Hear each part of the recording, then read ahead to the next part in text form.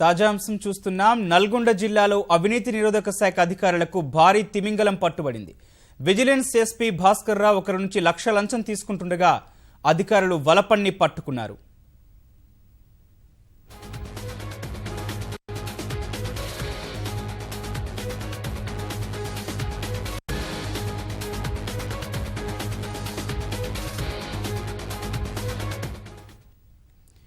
నల్గొండ జిల్లాలో అవినీతి నిరోధక శాఖ అధికారులకు భారీ అవినీతి తిమింగలం పట్టుబడింది.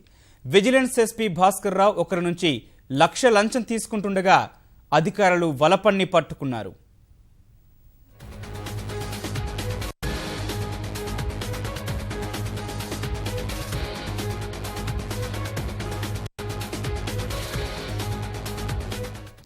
నల్గొండ జిల్లాలో అవినీతి నిరోధక శాఖ అధికారులకు భారీ అవినీతి తిమింగలం పట్టుబడింది. విజిలెన్స్ ఎస్పీ భాస్కర్ రావు ఒకరి నుంచి లక్ష లంచం తీసుకుంటుండగా అధికారులు వలపన్ని పట్టుకున్నారు.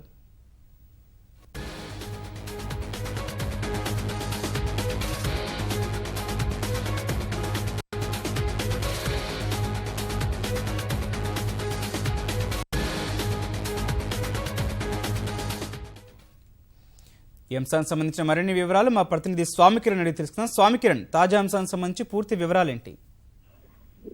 నల్గొండ జిల్లా విజిలెన్స్ ఎస్పీ భాస్కర్ రావు సంబంధించి ఈ రోజు ఆయన నల్గొండ పట్టణంలో ఉన్నటువంటి ఆయన అద్దెకుంటున్నటువంటి ఇంటి మీద ఏసీబీ అధికారులు దాడి చేయడం జరిగింది. అయితే ఈ సమయంలో ఒక ₹1,00,000 లంచం తీసుకుంటుండగా అనిషా అధికారులు ఆయనని పట్టుకుంటున్నట్టుగా మనకు సమాచారం ఉంది. అయితే ఈ ₹1,00,000 ఎవరిచ్చారు అనే దాని మీద మనకు పూర్తి వివరాలు రావాల్సి ఉంది. ఒక కాంట్రాక్టర్ నుంచి తీసుకుంటున్నట్టుగా మనకు ప్రాథమిక సమాచారం ఉంది. అయితే పూర్తి వివరాలు ఇంకా వెల్లడి కావాల్సి ఉంది.